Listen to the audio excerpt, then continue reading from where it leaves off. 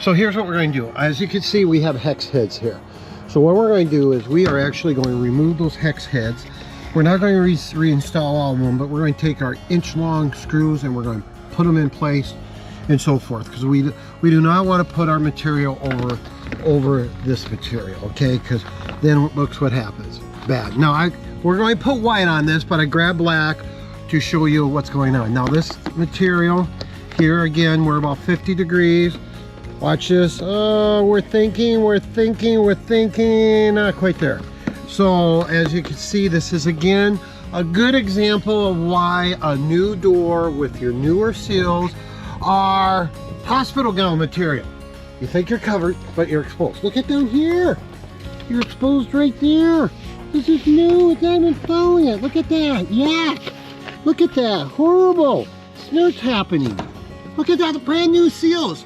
So when people say, oh, I got new seals. Yeah, that's like you putting on a bathing suit and going outside in North Dakota in the wintertime. How's that going to do for you? That's how, look at this. This is horrible. This is literally horrible.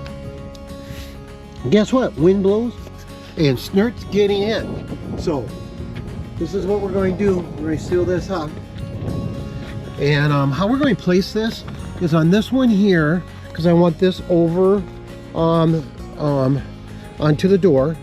So this is going to be about 3/8 of an inch to a half. Yeah, I would say closer to a half, because I'd rather have more of this stuff up here. About 3/8. That's what we're going to run, is about 3/8 all the way up and down, of course in white.